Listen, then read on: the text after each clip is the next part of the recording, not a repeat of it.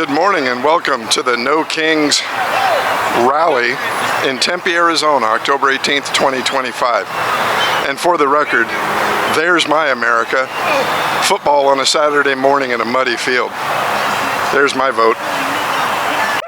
Hi, and welcome to Yeti at Large. This is a channel focused on making the most out of what you have, no matter where you're at. Thanks for tuning in and helping out. So it only seems natural on the eve of the No Kings protest to kind of come back to Turning Point and just check in on the status of the memorials. It's crowded here. There's still plenty of people coming by.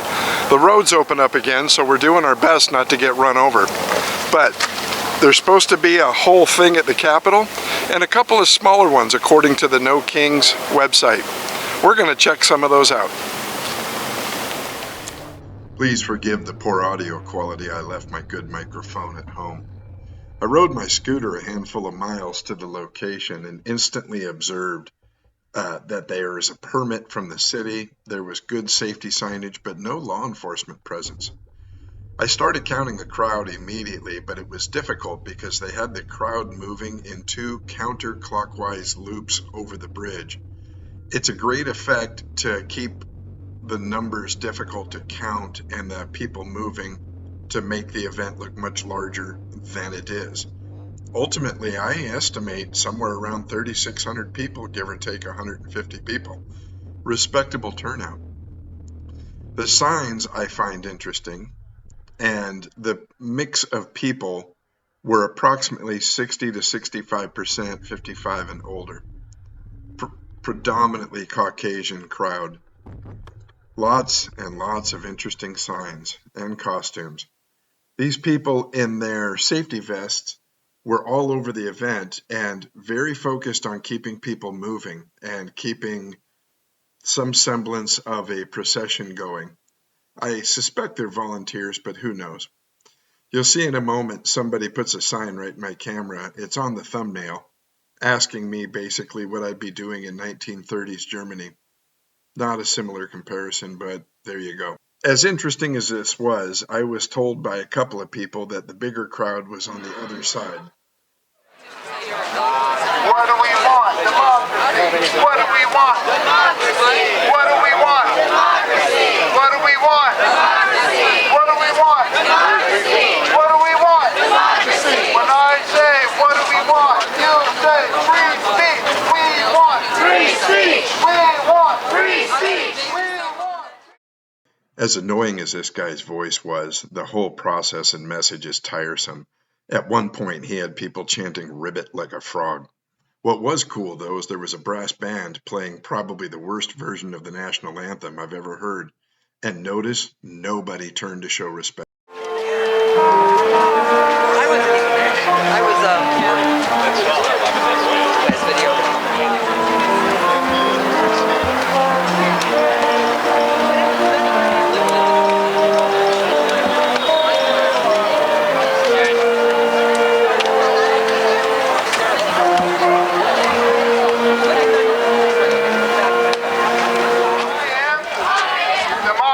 Thank you for playing today. That was lovely. So there it was, an unbiased, objective view of what the gathering today was on October 18th, 2025 in Tempe, Arizona.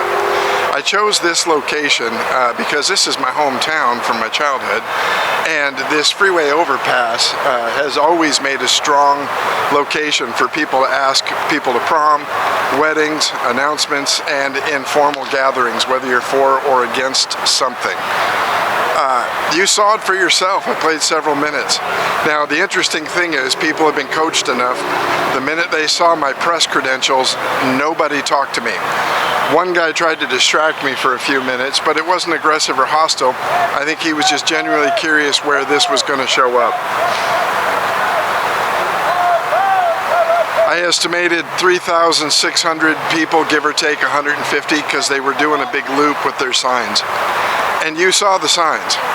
Now, I'm not going to pass any value judgments on this video of this cause or this representation.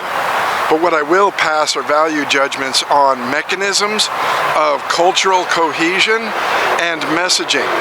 This is where I'm an expert. I looked at many signs. Most of them were straw man attacks, ad hominem attacks, disjunctive syllogisms, and red herrings. Those are illogical fallacies that are easily disproven. Many of them. But they're emotional, and that's an emotional appeal. That's one of the most common advertising techniques, is that emotional appeal.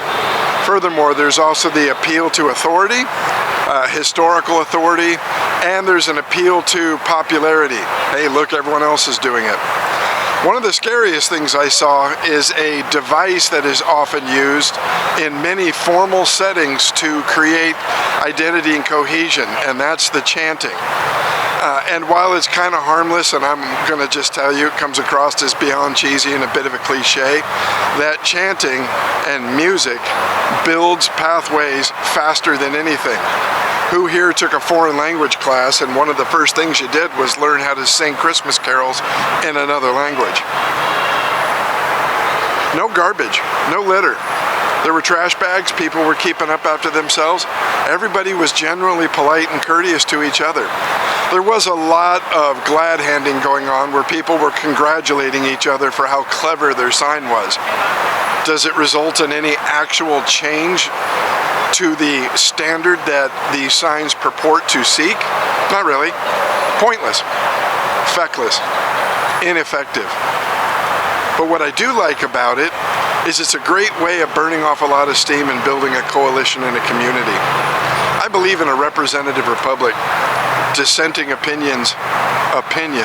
One very interesting note is there's no mass-produced signs that I could see of any great nature. I could see where some people had nice printers and they printed something off and stuck it to their placard that they could walk around and carry. But gone are the days of the mass media corporate mass-produced signage with a name on it identifying who printed it. They got hip to that really quick. A lot of people said that I hate you for free. What a shame. Don't let hate in your heart. It is ironic talking about that messaging. One sign says I hate this guy for free, and the other one says we're the party of love. Thank you for joining us. Yeti at large.